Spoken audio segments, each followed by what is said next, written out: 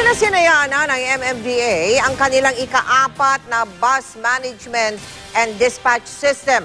Ayon kay MMDA Chairman Francis Tolentino, malaki ang may tutulong nito sa pagbabawas ng trapiko sa Kalakhang, Maynila. Mula sa loob ng umaandar na bus sa kahabaan ng EDSA, nakatutok live si Susan Enriquez. San? Mel, sakay tayo ngayon na isang bus na biyaheng Fairview.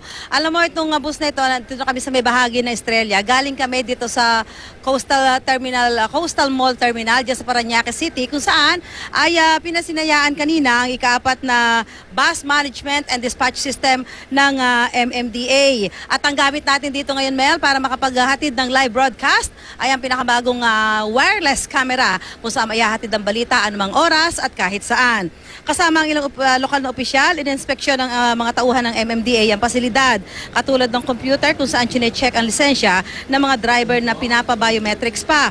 Makikita rin dito ang body number ng mga city bus at trip record at kung pwede pa silang bumiyahe. Hanggang 4 na bus ang maaaring pumarada sa lugar. May timer para malaman kung kailan na maaari magsakay ng pasahero. Ang pinakamatagal, 10 hanggang 15 minuto, depende sa pangangailangan ng bus sa EDSA.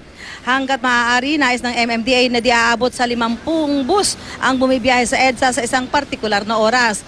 Mahigit 700 bus mula Cavite at Batangas ang gagamit ng terminal. Ayon kay MMDA Chairman Francis Tolentino, malaki raw ang maitutulong ng BMDS sa pagbawas ng trapiko sa Metro Manila, partikular sa EDSA. Nakakatulong din daw ito para labanan ng kolorum o out of line ng mga pampasaherong bus. Una nang pinasimula ng nasabing programa sa isa pang MMDA bus dispatch terminal sa Fairview, Quezon City.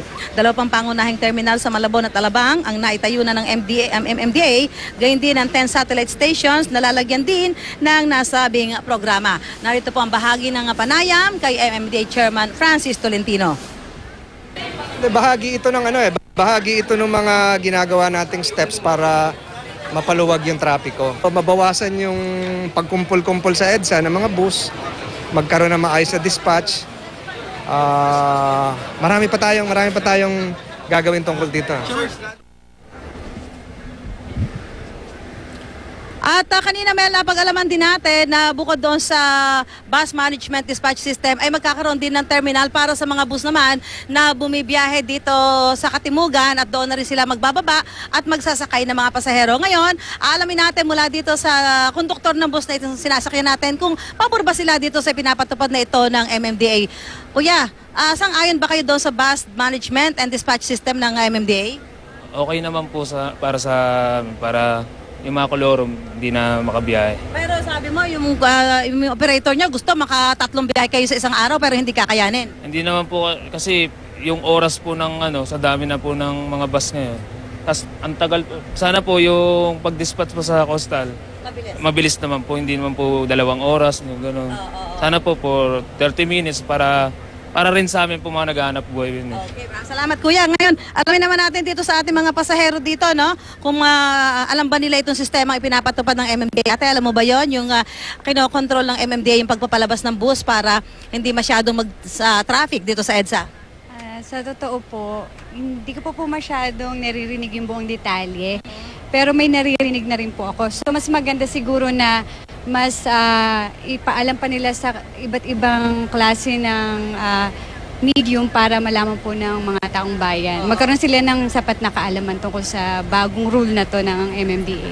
Okay, maraming salamat. So yan, Mel, ang reaction pa rin ng ating mga kababayan, mga pasahero at yung mga nakausap natin mga driver at konduktor. Yung iba karamihan sa nakausap natin kanina mga driver medyo nagrereklamo dahil sabi nga nila mababawasan yung kanilang biyahe at malamang kung sila ay 10% sa kanilang kinukuhang sweldo sa mga kanilang mga kumpanya, mababawasan talaga ang kanilang kita. Mel? San? Ikaw sa assessment mo, maganda ba yung bagong sistema na yan ng MMDA, Susan?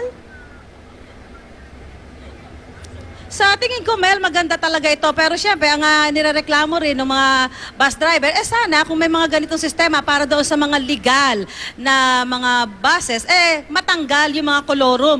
Dahil ang mangyayari dito, ang makikinabang dito sa sistemang ito ay yung mga kolorum na nagka-cutting trip, no? Para mas mabilis ang ikot nila. sabay nilang ipatupad para mas maging epektibo at talaga may saayos ang daloy ng trapiko, Mel. O ano, agree tayo dyan, ano, Hasan? Agree? Agree tayo, Susan? Mel, medyo Agree pasensya ka tayo na, wala dyan yung sa... nalaglag lang yung... Oo. San, Agree, agree agree. tayo dyan sa panukala ng mga bus driver? Oo, agree tayo dito na dapat may ganun sistema at sabi nga ng mga driver, okay lang naman to basta dinadaing lang nila. Sana hindi na rin nakakabiyahe nga yung mga koloro kasi ito yung Yan. talagang kalaban nila sa kalsada. Yes, laban ng patas, ika nga ha. Maraming salamat sa iyo, Susan Enriquez.